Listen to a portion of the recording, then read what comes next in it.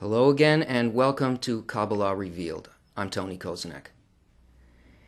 Last time, we spoke about the force of development, the progression of desires, the way in which reality moves us along a path of development.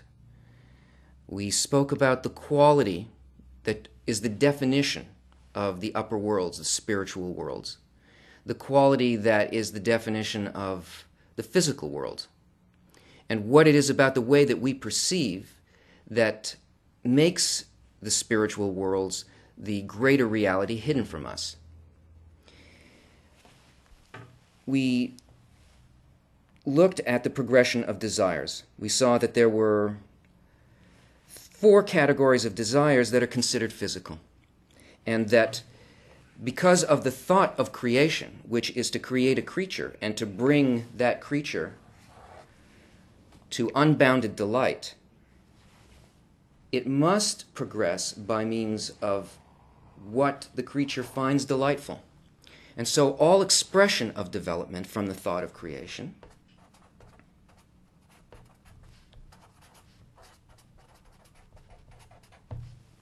is expressed through a lack and a filling. And we saw that desires progressed from simple desires, animal desires, for sex, for shelter, food, family.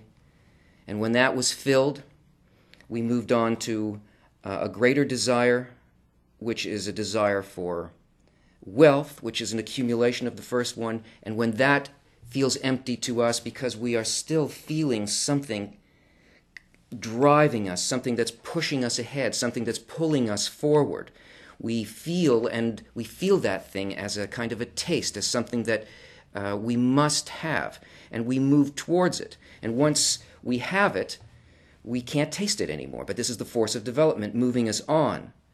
And from wealth, we move on to fame, power.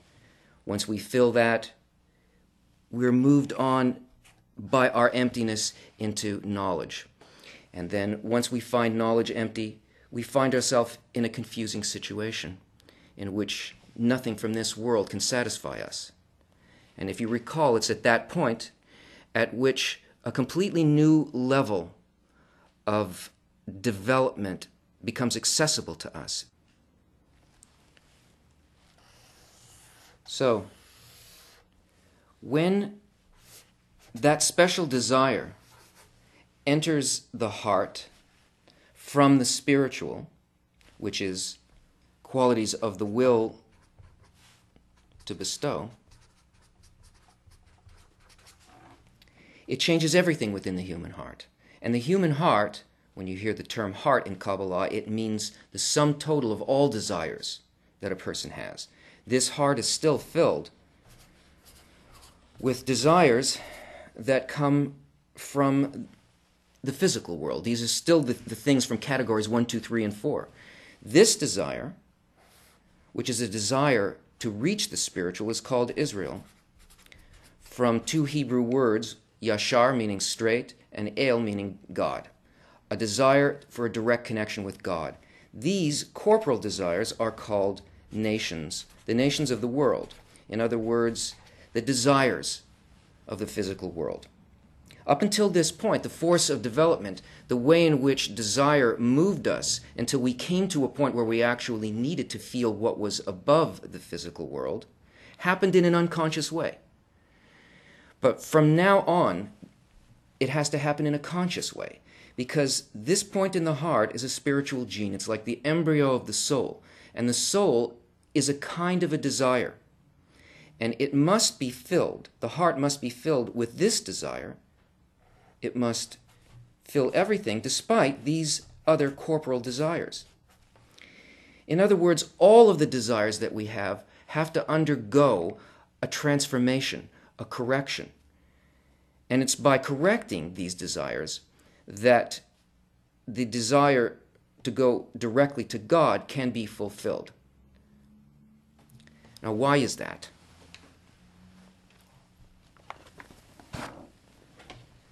In our original state, at the root of our soul, we were connected to the Creator as the Creator and the creature. In fact, these are the only two things that exist in creation, the Creator and the creature. And here we were adhered to the Creator as one being, as one unified creature.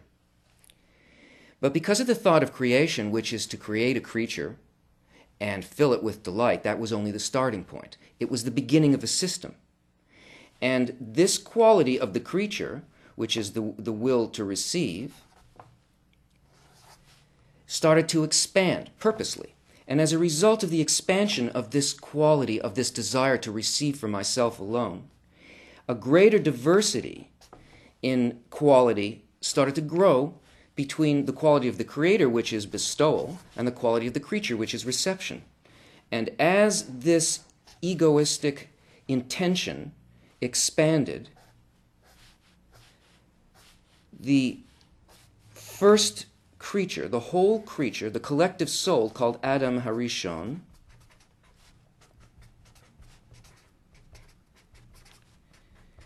meaning the first man, descended through a system of worlds, through 125 steps, to greater and greater egoism until the soul reached a point in which it became separated into what appears to be physicality.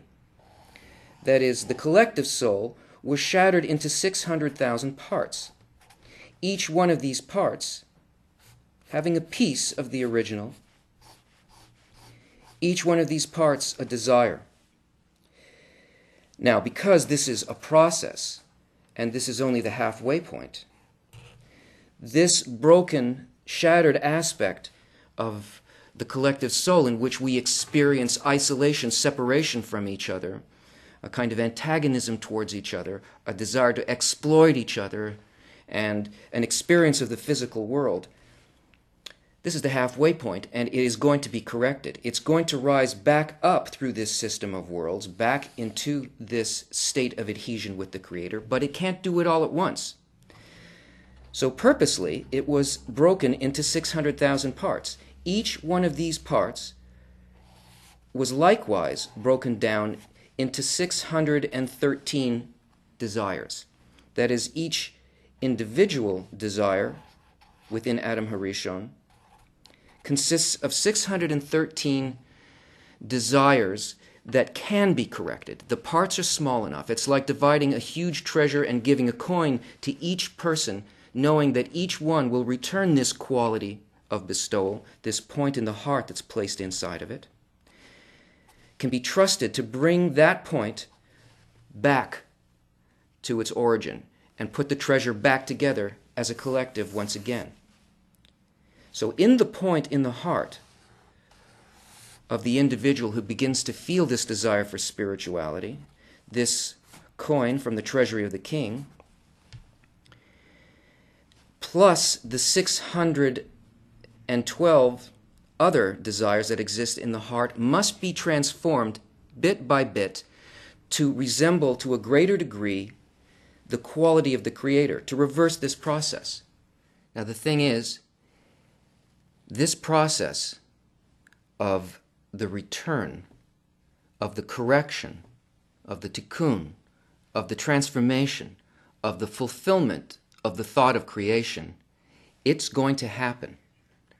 And all of us, all 600,000 pieces of the collective soul, are going to rejoin and are going to ascend from physical, selfish perceptions and a world of suffering back into a complete whole interrelationship with each other in such a way that we reach the goal of creation, which is adhesion to the Creator and the complete filling and of the greatest unbounded desire. It's going to happen. But the question is, will it happen consciously with our agreement, or will we be pushed to it? You see, there's one goal, and the goal is assured, but there are two paths to the goal. One path is called the path of pain, and the other path is called the path of Torah and mitzvot. Now, the path of pain is the path that we're all already on. It's not even really a path. It's what we see as the slow, grinding evolution of humanity that we call history. It is a kind of clinging to our physical way of perceiving, to the characteristic that we really need to transform. And as a result of this non-conscious involvement with the process of development, we find ourselves being pushed by events. We see catastrophes, we see tsunamis, we see wars, we have personal experiences in our lives, experiences of pain, experiences of suffering that are caused only by the lack of conscious involvement with the process of the development of desires and their correction. Now this path can go on and on and on, and it's disastrous. Once the point in the heart appears in a person, though, it becomes a conscious involvement. And this is the path of Torah and mitzvot. Torah means instruction by the light. And mitzvot means a transformation of a quality of one of the 613 desires from its egoistic expression to its altruistic expression. Every event that happens in our lives is really a mitzvah, a possibility for transformation being presented to us. Now, when I say the word mitzvah, I don't mean like the physical commandments where you are instructed to do a certain thing and there's a list of all these things in the Shulchan Aruch, in the table of the Jewish law and so on. Do this physical thing. Now, I'm not saying don't do the physical thing. But what I mean is that this is an inner correction. It's a correction of desire. So whether you do the external good deed, whether it's a religious good deed or whether it's something that we consider to be something nice for somebody else, you can do any external deed and you can be filled with hatred and selfishness. You can't measure anything by that. We're talking about one of these 613 desires that's presented to us as an event in our life. Our entire lives are planned in such a way by this process of development to present us with the opportunity to take what we first feel as a desire to receive for myself in a given situation and transform that into its altruistic form, to try to understand what the thought of the Creator is, the thought behind giving me that situation. Because as you remember, the only way that we progress along a spiritual space is by altering a quality within me to resemble that quality in spirituality that I want to enter. So what it is that I want to know, according to this new desire, this desire straight for the Creator, is I want to know the Creator. I want to have a direct sensation. I want to feel in my desires, in the tangible things that occur in my life, what is the thought of the one, of the upper one, of that upper level that gave me this perfectly structured situation, that gave me this opportunity, like a birthday present, for me to take it first in its corrupted form, and by analyzing this and seeing what it is, feeling what his thought is behind it. That's a mitzvah. That's tikkun. That's transformation.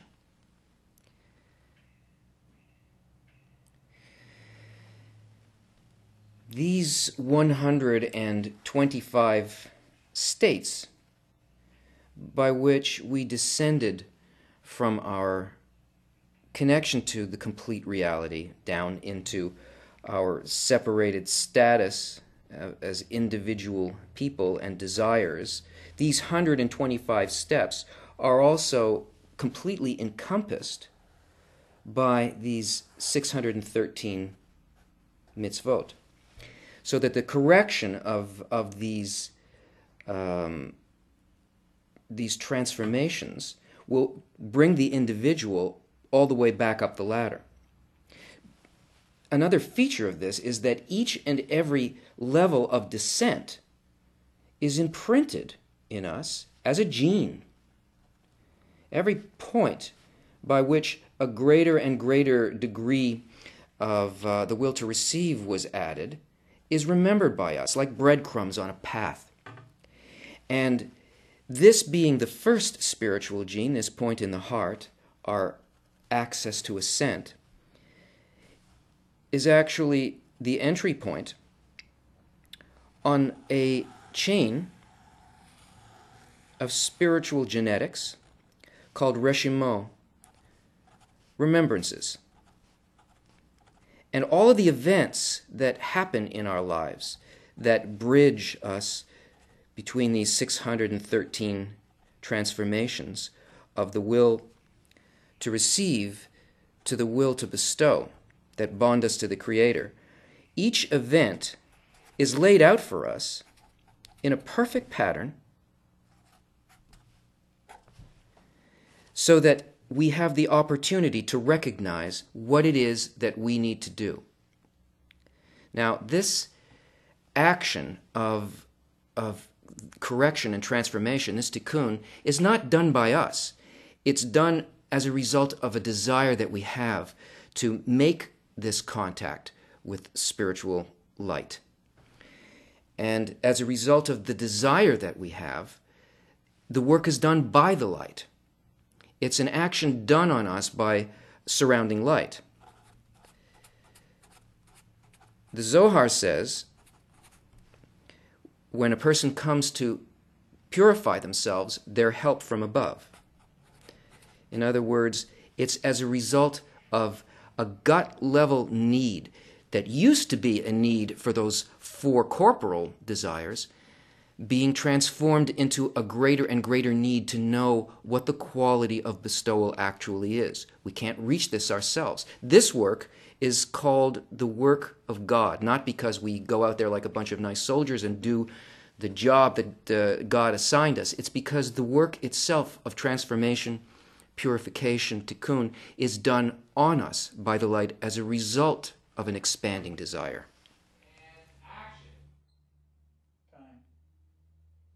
But don't be confused by the word light. Don't think of it as a physical thing. Remember that the quality of the spiritual world is a quality of attributes. It's a quality of intention, feeling states. And if you want to feel the contrast between your intention and the intention of the light, then you can't simply have a desire and have it filled directly by some kind of pleasure, the way that we do that in the physical world. In order to feel the difference between our state and the state of the light, my intention and the intention of the light, it's necessary to have a sensor, something that can feel the light. And this sensor must be an intention. It's called a screen. This is what we referred to in our last show as the additional sense, the sixth sense. Now, this screen acts as a resonator, a contrast point between the desire that sends this which is given by the light, and rather than having it just go directly in, it hits this screen and it causes a sensation of difference between the intention here and the intention here. And this screen, or mesach, this is the tool. This is the way in which we can turn the will to receive, which is our matter, and the only tool that we have to work with, into something very different. We can begin to feel and receive the light only according to an intention that matches the intention of the spiritual world. Now, we'll deal with this more later. But what happens when this can actually occur, when the feeling in here and the intention in the screen is the same as the intention in the light? This is called a corrected desire. And this contrast creates a need in us, the right need, a particular need. It builds a lack in a particular direction. It makes us want to feel what we don't have, and that is the sensation of the light, the thought, the intention behind the light. And it moves us in the intended direction of greater and greater correction. Every time that a desire moves in transformation from its corrupted form into its perfected form, a transformation from its will to receive to the will to bestow, this puts us in touch with eternity. It connects us more and more to the thought behind the entire process.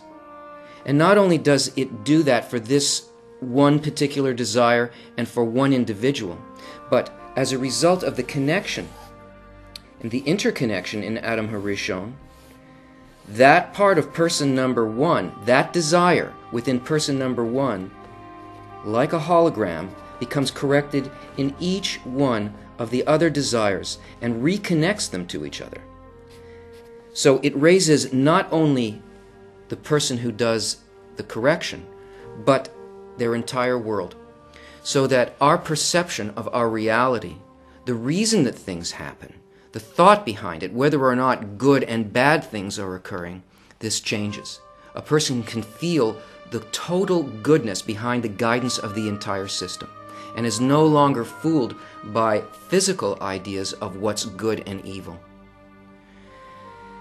This perception of the love behind the process is really what enlightenment is.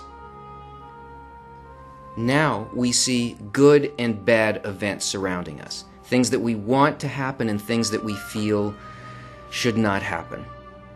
And this sense that we do something right or we do something wrong, that we make a certain act and we're punished for it, that there is a good force and a bad force in reality, this is not reality. This is the way that it appears to the will to receive.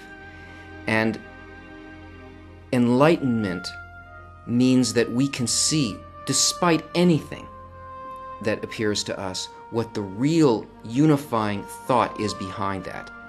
Join us next time when we look at the force of development, the reason for suffering, and how we can rise above that.